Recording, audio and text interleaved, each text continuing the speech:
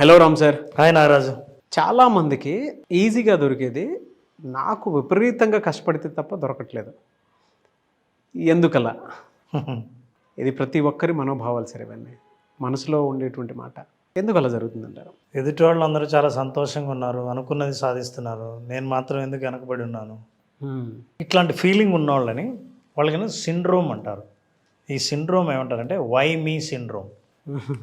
Why only me, ఏదో నాకే ఎందుకు ఇట్లా జరుగుతుంది. ఇది దీనిలో వీళ్ళ ఆశ్చర్యానికి అంతులేదు.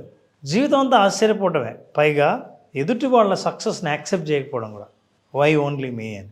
సో వై ఓన్లీ మీ అన్న సిండ్రోమ్ నుంచి బయటపడాలంటే మనం యాక్చువల్లీ యాక్షన్ తీసుకోవాలి. ఏ యాక్షన్ తీసుకుంటే, మనం ఏం చేస్తే ఈ భావం నుంచి బయటపడతాం. ఎందుకంటే ఈ భావం ఉన్నంతసేపు నీకు ఏమనిపిస్తుంటుందో తెలుసా, నేను చేయదగిలింది ఏం లేదు, నాకు ఇట్లా జరుగుతూ ఉంది, నాకే ఇట్లా జరుగుతుంది. పైగా ఈ స్టేట్మెంట్స్ చాలామంది ఇచ్చుంటారు. ఎందుకో నాకు ఎవరు క్లోజ్ అయినా సరే దూరం అయిపోతారు, నేను ఏది కోరుకున్నా సరే అదే నాకు దక్కదు, నాకు ఏదైనా దక్కిందంటే ఖచ్చితంగా అది దూరం అయిపోతుంది. ఇట్లాంటి నమ్మకాలతో చాలామంది ఉంటారు. వాళ్ళందరికీ ఉన్నది వై ఓన్లీ మీ సిండ్రోమ్ అంటాం. And your life is a reflection of how you think. నీకు ఎదురయ్యే ప్రతి అనుభవాలు ఎక్కడి నుంచో వచ్చినవి కాదు, నీ ఆలోచనల నుంచి వచ్చినవే, నువ్వు ఆలోచించినవే. అదేంటండి, వేరే మనిషి నా జీవితంలోకి వచ్చి వెళ్ళిపోతుంటే అది నేను ఆలోచన చేశానంటారా? నేను ఎట్లా ఆలోచిస్తాను? నేను ఇట్లాంటి నెగిటివ్గా ఆలోచిస్తే మరి నాకు పాజిటివ్ జరగలేదని నేను ఎందుకు కంప్లైంట్ చేస్తాను అని చాలామంది మాట్లాడతారు. కానీ what they need to understand is that your external world is a mirror.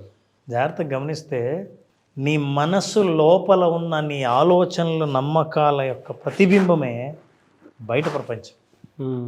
అంటే ప్రతిసారి బయట ప్రపంచం మీకు ఏం చెప్తుందంటే, మీరు ఏం నమ్ముతారో ప్రతిసారి దాన్ని ప్రూవ్ చేస్తూ ఉంటుంది. మీకు ఎదురయ్యే అనుభవాలు, చేదు అనుభవాలు కానీ మంచి అనుభవాలు కానీ, అది మీరు నమ్ముతున్నారు కాబట్టి మీకు అది కనిపిస్తోంది. ఉదాహరణకి ఈ ప్రపంచం అంత పెద్ద 3D వరల్డ్ అనుకుందాం. 3Dలో నువ్వు చూసే దృశ్యం ఏంటంటే ఎక్కడిదో కాదు, ఇక్కడి నుంచి వచ్చిన దాన్ని ప్రొజెక్ట్ చేస్తే చూస్తున్నదే ప్రపంచం నువ్వు చుట్టూ చూస్తున్నావు. సో ఈ దృశ్యం ఎక్కడి నుంచి వచ్చింది? లోపల నుంచి వచ్చింది, మనకు తెలియదు అది. సో లోపల పిక్చర్ మారితే ప్రొజెక్షన్ మారిపోతుంది. ప్రొజెక్షన్ మారాలంటే లోపల పిక్చర్ మారాలి. పిక్చర్ మారాలి అని అంటే నీ నమ్మకాలు మారాలి. ఏం నమ్మకాలు మారాలి? Life is showing you back your deepest core beliefs. నీకు లోపల సబ్కాన్షియస్లో ఉన్న కోర్ బిలీఫ్స్ని అది ప్రొజెక్ట్ చేస్తూ ఉంది. ఎట్లా ప్రొజెక్ట్ చేస్తుంది? నా లోపల బిలీఫ్స్ని ఎట్లా కనపడుతున్నాయి? ఉదాహరణకి ఒక కేసు తీసుకుందాం. For example, A person who is a unsecured person. వాడికి మనిషి తనకు కూడా ఇన్సెక్యూరిటీ ఈజ్ వెరీ స్ట్రాంగ్, అంటే అభద్రతా భావం ఉంటుంది అనుకుందాం. తన గురించే మనిషి అట్లా కూర్చొని ఉంటాడు. Insecure people they attract the same conditions. ఎట్లా అంటే బయటకు వెళ్ళినప్పుడు తన అభద్రత ఫీల్ అవుతుంటాడు కదా, ఎవరి పట్ల ఏ కండిషన్స్ పట్ల అభద్రత ఫీల్ అవుతున్నాడో అతనికి అవే పరిస్థితులు ఎదురవుతుంటాయి. యాక్చువల్గా అది ఎదురవ్వాలా, ఇతని మైండు జరిగే ప్రతి సంఘటనలో తనకు లోపల ఉన్న అభద్రతని చూసేటట్టు చేస్తున్నాయి. అవును. అంటే ఎవరు చూసినా అరే వీడి వల్ల డేంజర్ ఏమో, వీడు అందుకే వచ్చాడేమో, వీడిని డీల్ చేయాల్సిన అవసరం ఉంది. నీ భయమే ప్రతి మనిషిని చూసే పద్ధతి కూడా మారిపోతుంది. చూసే పద్ధతి ఎప్పుడు మారిందో మాట్లాడే పద్ధతి మారుతుంది. మాట్లాడే పద్ధతి ఎప్పుడు మారుతుందో ఫలితాలు మారిపోయాయి. ఫలితాలు మారిపోయాయో నీ జీవితం మారిందని. సో నీ లైఫ్ నువ్వు అనుకున్నట్టుగా ఉండకపోవడానికి కారణం నువ్వే అనే విషయం తెలుసుకోవాలి. ఇది ఓన్లీ రిఫ్లెక్షన్. ప్రతిసారి మనం కన్ఫర్మేషన్ కోసం చూస్తాం. నేను నమ్మింది కరెక్ట్, అందుకే ఇది అవుతుంది, నేను అనుకున్నా. ఇట్లాంటివన్నీ confirmations. Look at this. What I say is that when you pray for strength, చూడండి ఎట్లా జరుగుతుంది. దేవుణ్ణి నువ్వు ప్రార్థన చేస్తే నాకు బలాన్ని అని అంటే బలం ఇస్తాడు. ఎట్లా ఇస్తాడో తెలుసా? నువ్వు చూడాల్సింది, యూ విల్ రిసీవ్ డిఫికల్టీస్. కష్టాలను నువ్వు కోరుకోలేదు, కానీ నీ కష్టాలు వస్తున్నాయి. నువ్వు అడిగింది ఏంటి? బలం. అసలు బలం ఎలా పెరుగుతుందంటే కష్టాలను ఎదుర్కోవడం అలవాటు చేసుకుంటే నీ మానసిక బలం పెరుగుతుంది. నాకు కండలు కావాలి నారాజు. కండలు ఎవరు అమ్మరు, ఎవరు ఇవ్వరు. ఊరికే కండలు పెరగడానికి ట్యాబ్లెట్లు లేవు. జిమ్కి వెళ్ళాలి. జిమ్లో ఏం చేయాలి? నువ్వు కష్టపడాలి. అంటే కండలు కావాలి, మంచి ఫిజిక్ కావాలంటే నువ్వు చేయాల్సింది ఏంటంటే కష్టపడాలి అని. సో నీకు స్ట్రెంగ్త్ కావాలి అని అంటే కష్టాలను ఎదుర్కోవాలి. అట్లాగే చాలామంది వాళ్ళు అడిగేది ఒకటి, వాళ్ళకి వచ్చేది ఒకటి, అందుకే ఆశ్చర్యపోతారు. For example, pray for wisdom. నాకు బాగా తెలివి కావాలి, తెలివితేటలతో నేను డబ్బు సంపాదించాలి, ఎక్కువ తెలివితేటలు కావాలి. తెలివితేటలు కావాలి అనుకున్నప్పుడు నువ్వు రిసీవ్ చేసుకునేది ఏంటో తెలుసా? You will face problem to solve. సమస్యల్ని మీరు సాల్వ్ చేయండి, తెలివి పెరుగుతుంది. ఇట్లాంటి సమస్యలు 4-5 చూస్తే ఓహో సమస్యలు ఇలా ఉంటాయా, ఎలా సాల్వ్ చేయాలా అని నీ తెలివి పెరుగుతుంది. సో తెలివితేటలు పెంచుకోవడానికి వచ్చే సమస్యలు నాకే ఇట్లా జరుగుతుంది కాదు, సమస్య వచ్చిందే నీ తెలివి పెంచడం కోసమని నమ్మాలి. Look at this, when you want love, ప్రేమ కావాలి, మంచి రిలేషన్షిప్ కావాలి, జీవితంలో నన్ను నమ్మేవాళ్ళు, నన్ను పట్టించుకునేవాళ్ళు, నేను చెబితే వినేవాళ్ళు ఎవరు లేరు అని అనుకుంటాం. అప్పుడు you meet a needy people for help. సహాయం కోసం సహాయాన్ని అర్థించే పీపుల్ని నువ్వు కలుస్తావు. నీకేమనిపిస్తుంది? నాకే లవ్ కావాలని నేను అనుకుంటుంటే నువ్వు సహాయం కావాలని నాకు వచ్చావేంటి అని అనుకుంటా.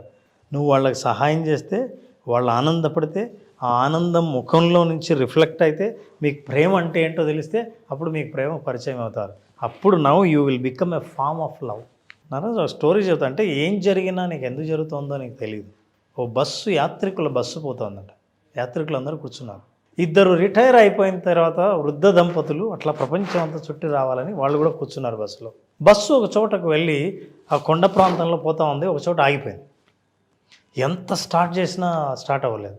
ఎవరో అన్నారు, ఎక్కడో బ్యాడ్ లక్ ఉంది బస్సులో, అన్లక్కీ పీపుల్ ఎవరో ఇక్కడ ఉన్నారు, వాళ్ళు దిగిపోతే తప్ప ఇది బస్సు స్టార్ట్ కాదు.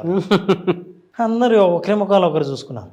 వస్తే నేనేం కాదు అని అందరిని ఎవరు నేను బ్యాడ్ లక్ అని ఎందుకు దిగుతారు? ఎవరు దిగట్లేదంట. సో ఒక్కొక్కరిని దింపడానికి ట్రై చేసి ఒక్కొక్కరిని దింపితే బస్సు స్టార్ట్ అవ్వలేదు. ఈ వృద్ధ దంపతుల్ని దింపుతూనే బస్సు స్టార్ట్ అయింది. బస్సు వెళ్ళిపోయింది. వాళ్ళిద్దరు ఆగారు. బస్సు ముందరికి పోయింది. వెళ్తూనే కొంచెం దూరం పోతూనే ఆ కొండల్లోంచి పెద్ద బండరాయి దొర్లుకుంటూ వచ్చి ఆ బస్సు మీద పడి అందరూ చచ్చిపోయారు. ఇప్పుడు ఎవరు దురదృష్టవంతులు?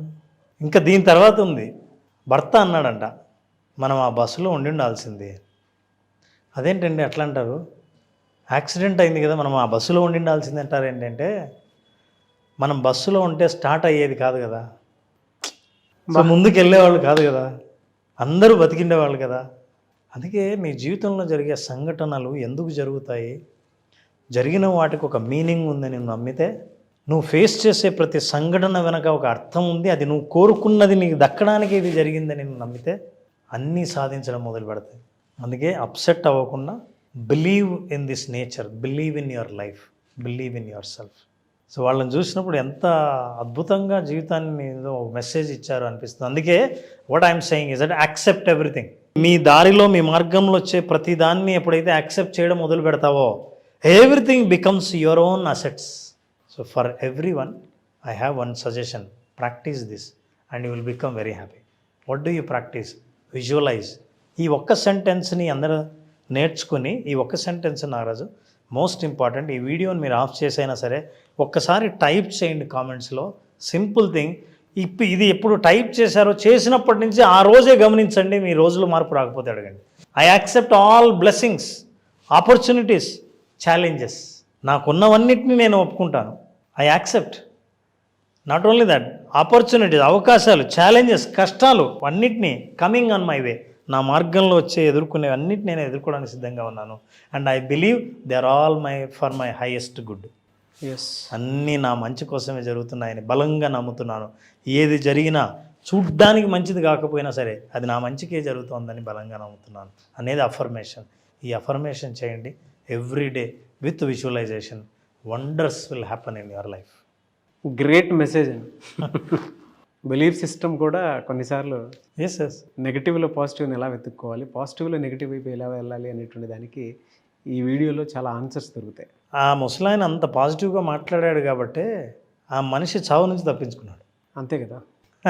Really great sir. Anyway sir, thank you అండి. Thank you so much Ram sir. Thank you Naraju. Visualization 2.0 happy money classes ఎప్పుడు ఉండే అవకాశం ఉంటుంది?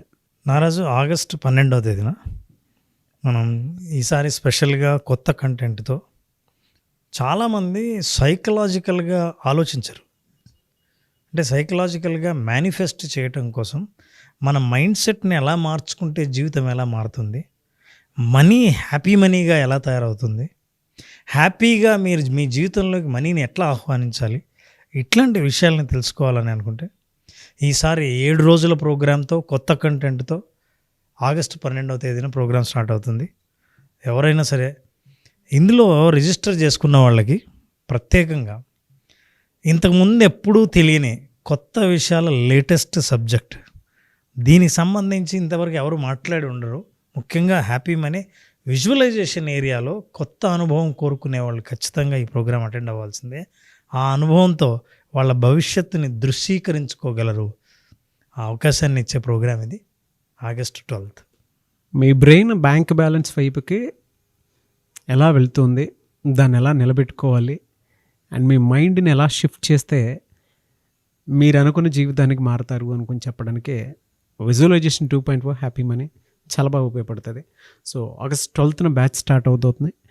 ఆసక్తి కలిగిన వారు ఎవరన్నా సరే స్క్రీన్ మీద మీ కాంటాక్ట్ నెంబర్ కనిపిస్తుంది, దాన్ని మీరు కాల్ ఆర్ మెసేజ్ వాట్సాప్ చేసి వెంటనే ఎన్రోల్ చేసుకోండి. ఒకవేళ మీ కాంటాక్ట్ నెంబర్ కనెక్ట్ అవ్వట్లేదు అంటే మిస్టర్ నాగ్ అఫీషియల్ 1 అని నా ఇన్స్టాగ్రామ్ ఐడి ఉంది, దానికి మీరు పర్సనల్ మెసేజ్ పెట్టినా కూడా నేను రామ్ గారి టీంకి ఫార్వర్డ్ చేస్తాను. ఆ విధంగానే సరే మీరు అప్రోచ్ అవ్వచ్చు. ఈ వీడియో లైక్ చేయండి, షేర్ మాత్రం తప్పకుండా చేయండి. ఇలాంటి మరిన్ని వీడియోస్ కోసం మా ఛానల్ ఫాలో అవ్వండి.